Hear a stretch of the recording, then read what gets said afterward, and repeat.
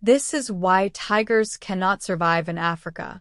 The mighty tiger has ruled over the Asian continent for at least a few million years.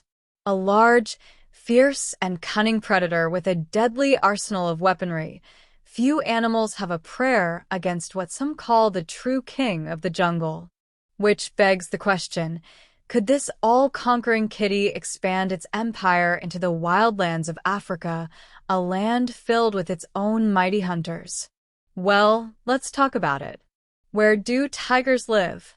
Today, tigers have a greatly diminished range than they did in their heyday. Human activity and expansion have led to massive habitat loss and mass killings of the once plentiful cats.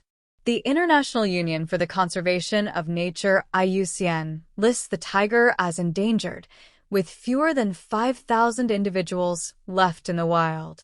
Tigers are mainly found in India, China, Siberia, and throughout Southeast Asia.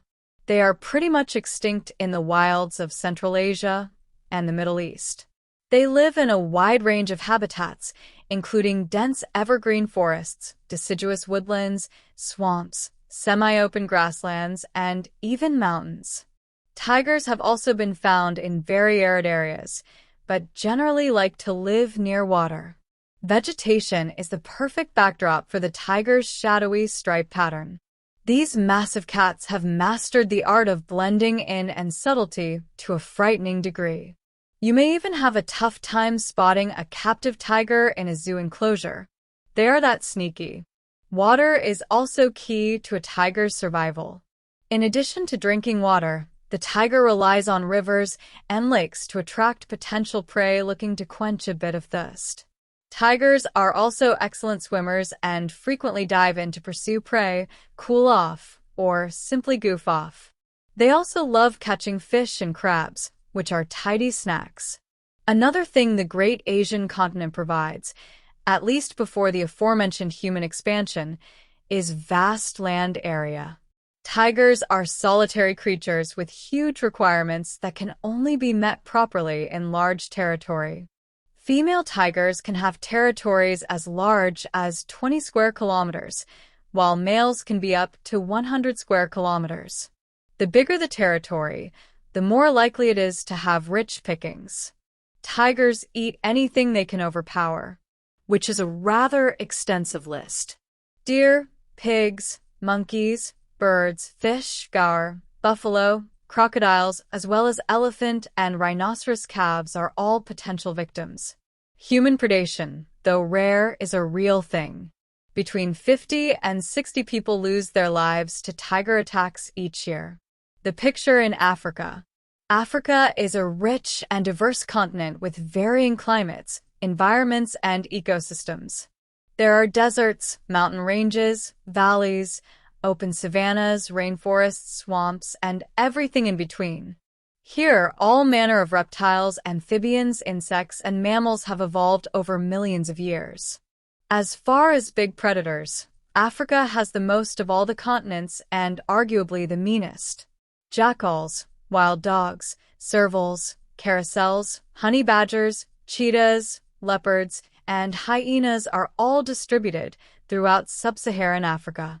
However, all of these meat lovers must bow before the sheer awesome power of the African lion.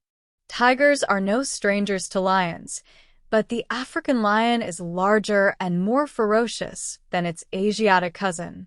Lions are the apex hunters of the land, laying constant assault on Africa's big game in the water. Another popular tiger abode, the fearsome Nile crocodile, lurks menacingly. Nile crocs are the deadliest crocodilians in the world, killing more people than other crocodile species and alligators combined. In fact, not even the lion and tiger can match the Nile crocodile's man-eating rap sheet. The ancient lizards are the second biggest killer of humans in Africa, behind the malaria-causing mosquito. For there to be so many deadly predators, the land has to have rich hunting potential, and Africa certainly does. For a big predator, the choice ranges from buffalo, zebra, wildebeest, and dozens of antelope species. There are also smaller animals like baboons, chimpanzees, anteaters, pigs, hares, and wild fowl. You can even go smaller and stack on frogs, birds, lizards, snakes, and rodents. Human livestock is also a potential meal, but that often attracts vengeful humans. Cattle, goats, chickens, and sheep are the most common livestock. While pets like domestic dogs and cats are in no short supply, of course, like Asia, Africa is also in the midst of an unprecedented human expansion. Numerous big predator species and subspecies have gone extinct or are teetering on the brink. The Atlas lion and Cape lion were the 20th century victims of lion and farmer conflicts over land, and many other animals are in a similar jam. Why can't tigers survive in Africa? We need to start off by saying that individual tigers may be able to live and thrive in Africa, but only in special circumstances. For example, if we were to drop a wild tiger in the forests of the Congo or the Serengeti, it could realistically find its footing and tackle the local prey with ease.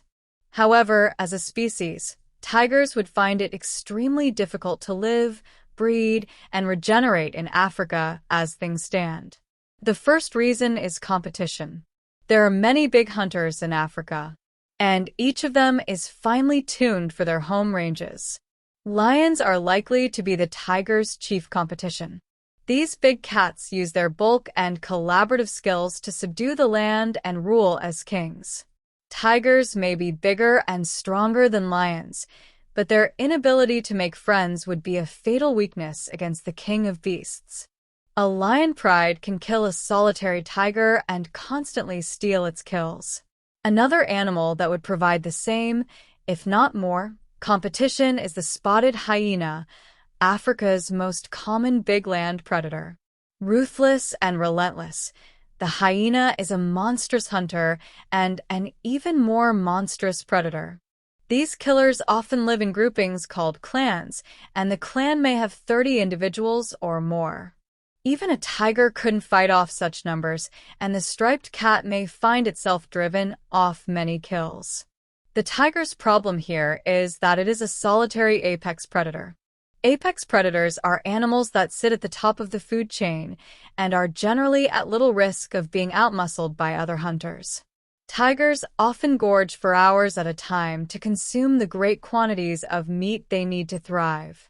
In Africa, though, few animals have the luxury of feasting alone. If you want to be an apex predator, you best form a pride or a clan. Solitary hunters like cheetahs and leopards have special adaptations to offset their lack of backup. The cheetah has much lower caloric needs than other big cats, which means it can eat its fill before it almost inevitably gets relieved of its kills by lions or hyenas. The leopard, on the other hand, can hoist kills more than twice its own body weight straight up into the trees and away from thieving jaws. The tiger has neither adaptation, but has the vulnerability of a loner. Next, we have the different prey animals that the tiger will have to hunt.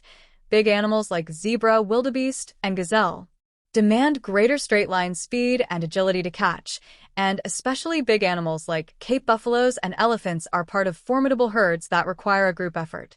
The tiger could catch the odd juvenile, but even that is dangerous as the mothers are more than a little protective. Then we have the potential for compromised camouflage. The tiger should be fine in woodland areas, but it would be greatly exposed in open grassland. Prey animals have already evolved to be on the lookout for lions, which can blend in with the grass.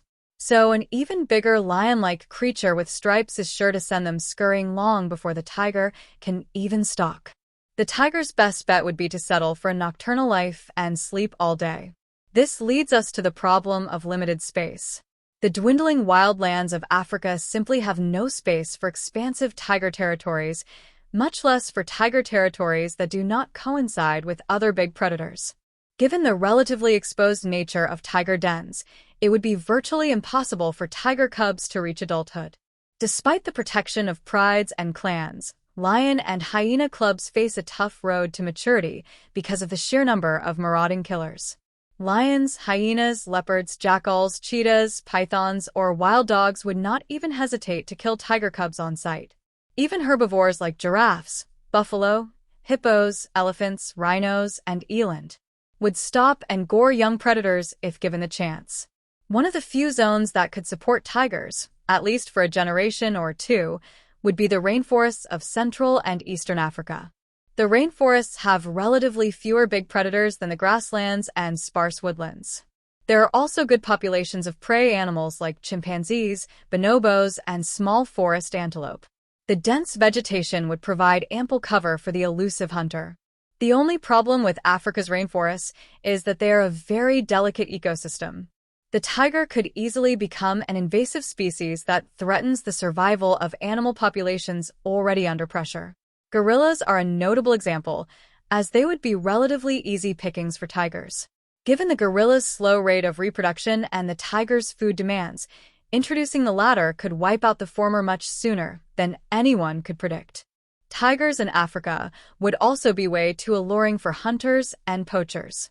The tiger is among the most hunted wild predators on Earth, be it for its glorious coat, collectible teeth, or medicinal body parts. In a nutshell, if the animals in Africa don't wipe the tiger out, the humans might. The tiger's coat and patterning would make it a sitting duck in most African environments. Human farmers are likely to have a particular interest in taking tigers out. Faced with insurmountable odds in the predator-infested wilds, tigers may resort to targeting farms and ranches for easy meals. Such attacks are guaranteed to spark retaliation, which would spell curtains for the big cat. Targeting humans would create an even bigger problem. If the tiger can somehow conquer the competition, the humans and the evasive prey, there is still disease to contend with. There's no telling what exposure to bacteria and viruses from the new prey and neighbors could do to a tiger's system. Animals like hyenas are notorious germ factories, so a bite from them could spell disaster for a tiger that's fresh on the scene. Lastly, breeding difficulties are likely to occur. We've already spoken about how hard it would be for tiger cubs to grow up in Africa. However, what are the odds of two tigers from different families growing to adulthood meeting each other and mating all without human intervention? Pretty slim at best.